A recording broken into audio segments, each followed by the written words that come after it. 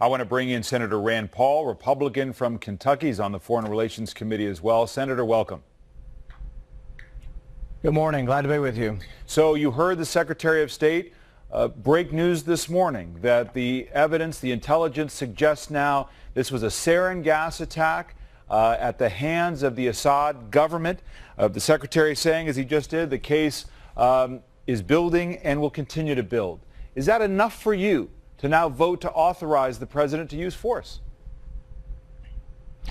No, and I think it's a mistake to get involved in the Syrian civil war. And what I would ask John Kerry is, he's famous for saying, how can you ask a man to be the last one to die for a mistake? I would ask John Kerry, how can you ask a man to be the first one to die for a mistake? I would ask John Kerry, do you think that it's less likely or more likely that chemical weapons will be used again if we bomb Assad? I'll ask him if it's more likely or less likely that we'll have more refugees in Jordan or that Israel might suffer attack. I think all of the bad things you can imagine are all more likely if we get involved in the Syrian civil war. It's interesting because Secretary Kerry was pretty blunt, and I've got his remarks right here, talking about what you and your colleagues will do in the Senate and the House. He said, I don't believe my former colleagues in the United States Senate and the House will turn their back on our interests, on the credibility of our country, on the norm with respect to the enforcement of the prohibition against the use of chemical weapons, which has been in place since 1925. So you speak about the bad things that will happen. He says for you and others not to authorize force is really hurtful to U.S. credibility.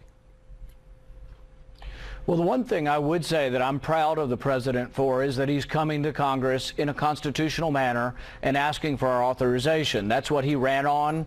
His policy was that no president should unilaterally go to war without congressional authority, and I'm proud that he's sticking by it. But you asked John Kerry whether or not he'll stick by the decision of Congress, and I believe he waffled on that and wobbled and wasn't exactly concrete that they would.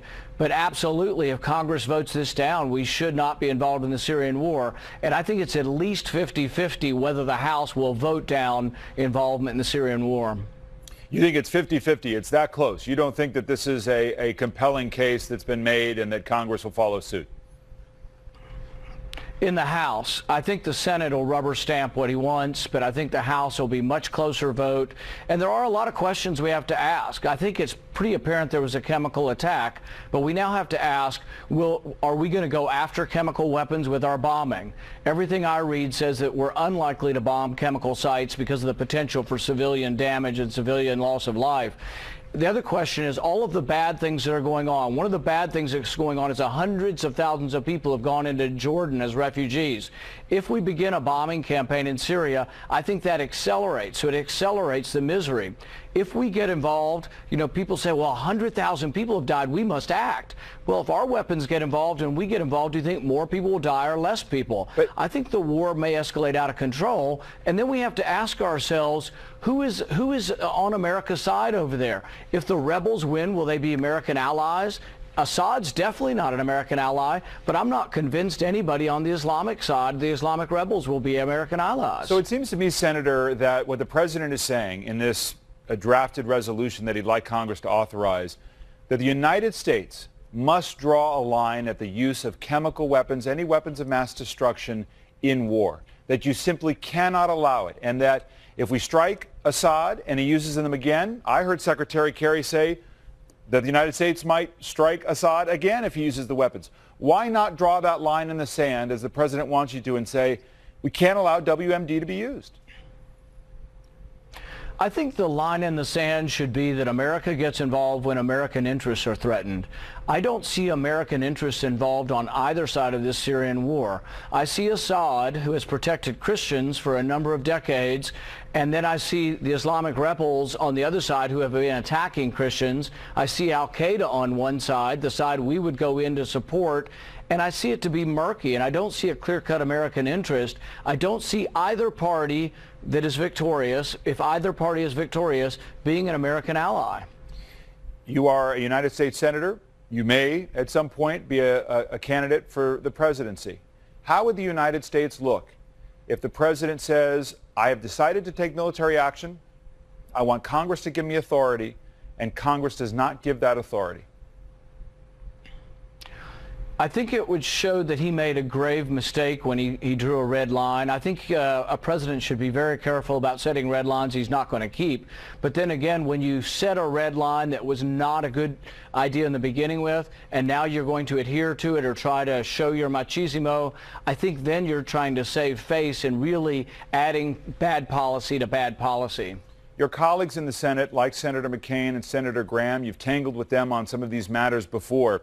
They've made it very clear that the only resolution that they would support must go farther. It must essentially really push Assad from power. Secretary Kerry is likening Assad to Saddam Hussein and Adolf Hitler. You don't see a vital American interest despite those arguments. No, but I think they make an interesting and a valid point. If we're going to launch cruise missiles and it's not going to affect the outcome, basically what they're pushing for, and my interpretation of the current Obama administration's policy, is they want to fight for stalemate, then they want a negotiated settlement. They think that Assad has the upper hand now. They want to balance it out. But what I've told them is I'm not sending my son, your son, or anybody else's son to fight for stalemate. You know, when we fight when we have to, but I see things in a very personal basis. You know, I see a young John Kerry who went to war, and I wish he remembered more of how awful war is and that it shouldn't be a desired outcome. Neither are chemical weapons, and they should absolutely be condemned. But I think the failure of the Obama administration has been we haven't engaged the Russians enough or the Chinese enough on this, and I think they were engaged. I think there's a possibility Assad could already be gone. The Russians have every reason to want to keep their influence in Syria, and I think the only way they do is if there's a change in government where Assad is gone but some of the same people remain stable. That would also be good for the Christians. I think the Islamic rebels winning is a bad idea for the Christians, and all of a sudden we'll have another Islamic state where Christians are persecuted. And so I think really the best outcome for all the major powers would be a peaceful transition in government, and Russia could influence that if they told Assad no more weapons. Senator Paul, we'll leave it there. Thank you for your views this morning. Thank you.